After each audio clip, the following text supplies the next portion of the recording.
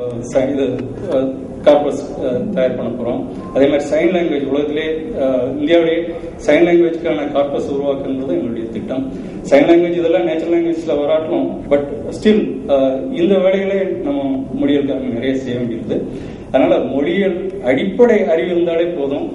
ஒரு டெக்ஸ்ட்டை எடுத்துக்கிட்டு அந்த டெக்ஸ்ட்டை ஒரு டெக்ஸ்டா பார்க்கறது, ஒரு டிஸ்கோர்ஸ் லெவலில் என்ன வருது, அதுக்கடுத்து அந்த கான்டெக்ஸ்ட்ல என்ன மீனிங் வருது, அந்த marking level, phoning level, phrase level, இந்த மாதிரி மைனூட் லெவல் வரைக்கும் நம்ம அனடேட் பண்ணி கொடுத்தாலே போதும்.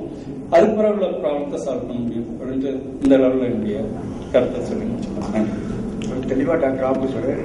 கார்பஸ் சரியான முறையில் அனடேட் கார்பஸ் வந்தால்தான் நம்ம அடுத்த கட்டத்துக்கு போக முடியுங்கிறேன்.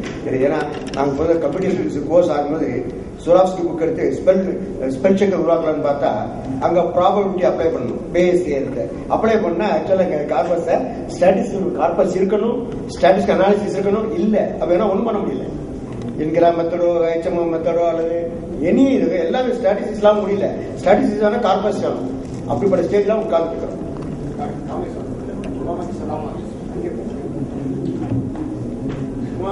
is a professor who head of the University of Hyderabad. He has been working in the computer studies for so many years. It's a very big person. You please go to the stage.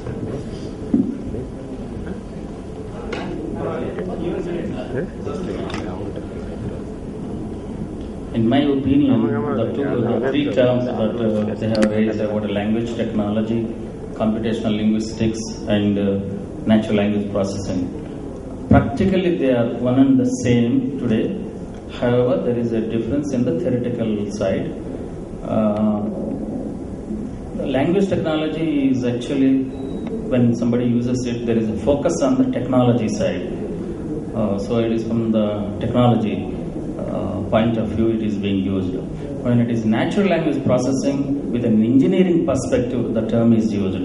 When it is used with the computational linguistics, it is from the linguistics perspective. So this is the kind of understanding that we have. However, practically they are one and the same. Theoretically, of course, the focus, there is a difference between these three terms. Okay, now next coming to how we can really take these NLP or natural language or this language technology or computational linguistics to a more and more number of people who would like to work in this area, and also to the public. Always the products are for the public. However, there is a demand, and also there is a kind of criticism that okay, public is not contributing or public is not allowed to contribute. That is a lot of times there is a kind of claim and criticisms against this kind of thing. We are in a phase where it's a kind of transitional phase.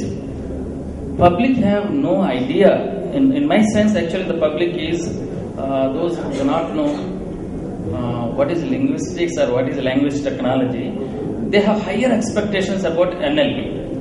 If somebody says that okay, we are building a machine translation, they immediately conceive that okay, the output that is coming is an excellent native speakers readable output.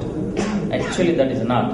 Probably even next 20 years we will not be able to produce an excellent good output, a translational output just like a human being.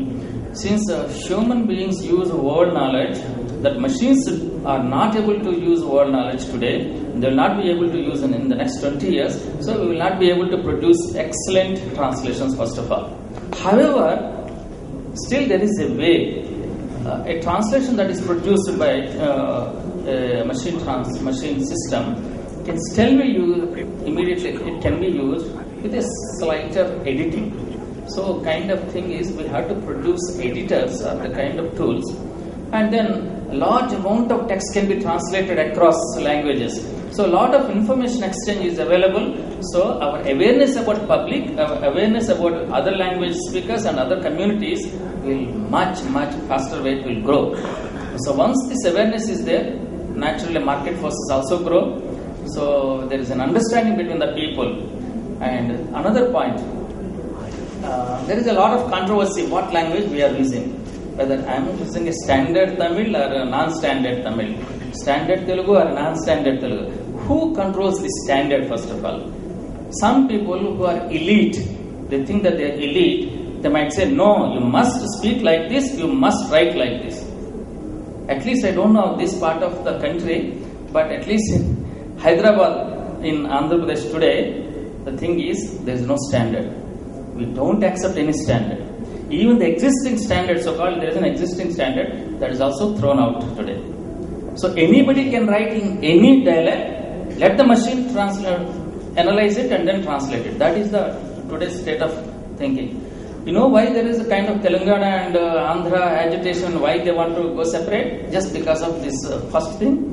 There is a standard dialect, and these standard dialect speakers use Telangana dialect in the films to criticize, to take it for granted, use all kinds of abuses, and use that dialect for the villains and bad people. So they resent this kind of usage, and they stop actually using any standard. So in all public meetings, gatherings and writing everywhere, they wanted to use the Telangana dialect. Not only, but there is nothing like a Telangana dialect. It's not one dialect, it is 10 dialects, right? Similarly in Andhra area, there are another 10 dialects. So which dialect we want to use?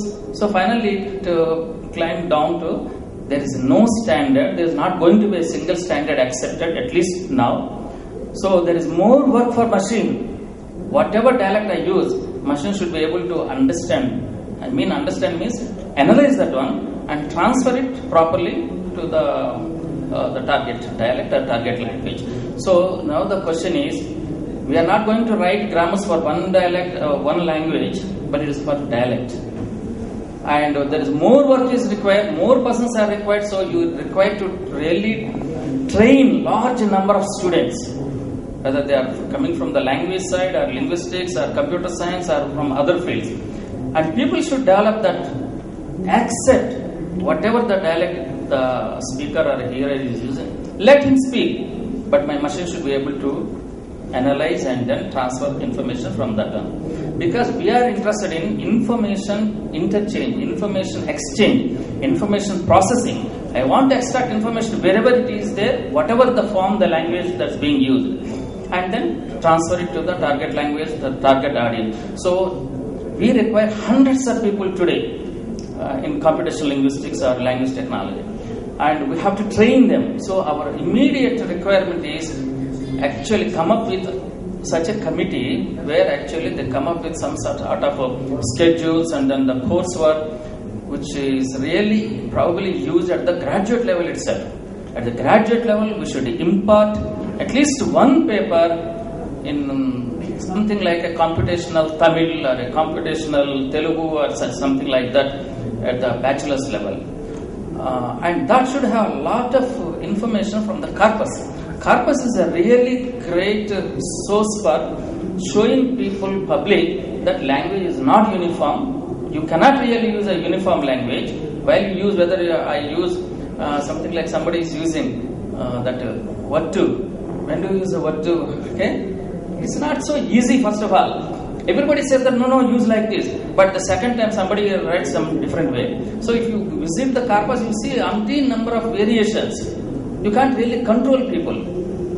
Okay? So the only way to control people is inform them that this is the way we can understand each other if you write like this, if you do like this, etc. So towards that we should go. But now the immediate thing is we should be able to train large number of people and then ask these people to work on the machine and then do the language technology part. So the immediate thing is maybe Tamil Nadu now in this